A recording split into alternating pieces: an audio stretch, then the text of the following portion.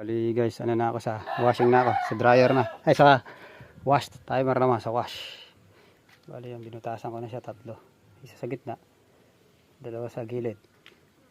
Bali ganyan ang pataas yung wire para hindi siya mabasa. Pataas. Ayan, lulusot lang natin yan. Ayan, lusot lang na ganyan. Ayan, ganyan. Siyempre, lalagyan ko ng washer yan. Bali ito itornilyo ko ikakabit. Ayan, meron siyang nut. Ito yung nut. Tapos ito yung gagawin kong washer. Singsing ano, African lovebirds ito eh. Singsing na African lovebirds. Bali kakabit ko na. Kakabit ko na. Ayan, videoan ko.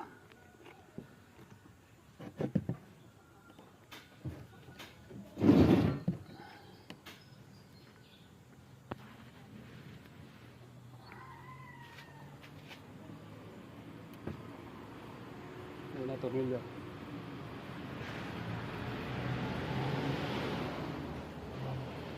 Tapos yung washer na lagyan natin sa loob. Pala kabit ko. Tapos pala sa labas.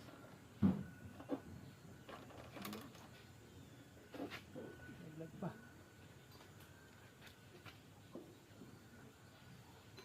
Sa labas pala para mas madali dito. Tapos washer. Washer na medyo mataba ito. Kabila natin nakabitan. Washer. Nakakat siya. Isip natin ito.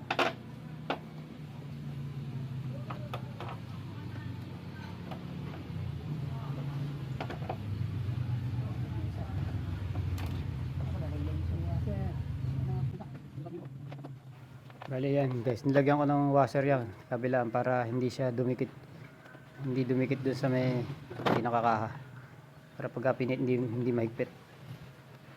Yan, higpitan ko na. Bali ganyan ang din ginawa ko sa wash timer, binutasan ko ng ganyan. Tapos siya may butas sa katad, dyan ko ilulusot yung wire.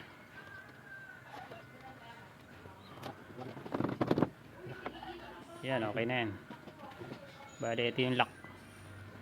Pinahirapan ako tanggalin na lock na yan, pero natanggal ko. Ayan, ngayon binabalik ko na. Medyo pupukpuan nyo, nababalik naman yan. Tapos susukat nyo. Ayan, hindi pa siya ano, medyo mahaba pa yung kabilang side. Ayan, pumasok na. Bali okay na yan. Ayan yung wiring. Ngayon guys, ito sa wash timer natin. Itong dilaw yung common. Itong puti common. Bali yung common. Ito yung ano, yung live wire. Dahil itong isang itim natin nakakonekta na sa makina yan. Ito yung makina. Ito yung makina, itim yan, ayan. Itim yan. Common yan, dire-diretso yan. Dire-diretso dito sa taas yan. Ito, common yan. Yan yung live natin, live sa AC 110. Sa AC 110. Ano ba? Ito yung AC 110 natin. Ito. Dito papunta sa makina yan. Rekta na yun ang AC 110 natin. Rekta. Tapos may dalawang wire yan. Ito. Bali tatandaan nyo yung kulay dyan. Kung ano yung may kulay yan eh. Ano ba kulay nito? Tingnan ko nga.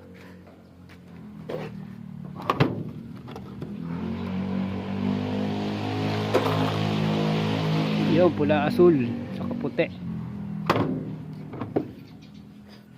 Dati ito yung common niya, ito. Ito yung ano niya, live wire na puti. Kuha ko yung pinaka live na. Ayan, live yan. Ito yung live. Bali kailangan ito ng supply na 110. Sabi dito yan. Ito sa isang 110. Kasi itong isa na to 110 na to sa makina, diretso yan. Rekta yan.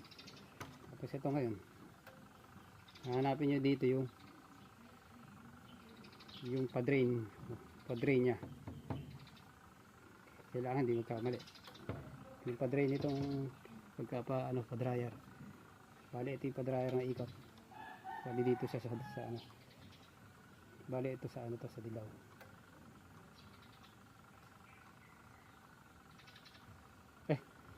Bali pala hanapin nyo yung pa-dryer.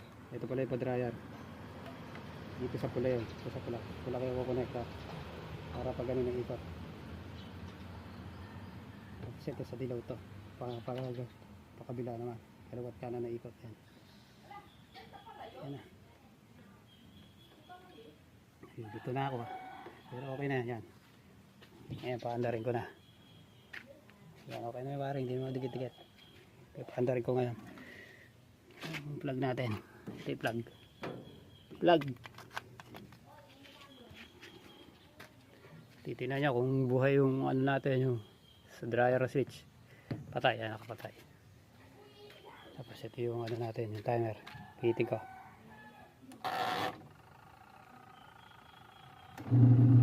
Yan, umikot na.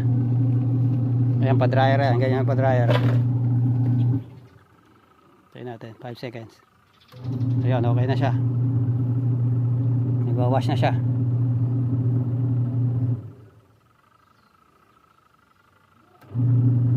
Yan, wash na.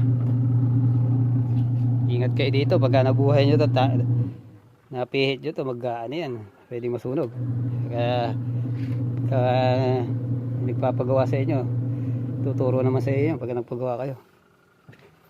Pwede, okay na yan. Testingin ko naman. Papatayin ko muna ito. Ayan, testing ko naman yung dryer. Pwede, una natin gagawin sa dryer, ubuhayin muna natin switch para humila yung yung drain motor. Tutulog yan eh. Yan, tumulog na.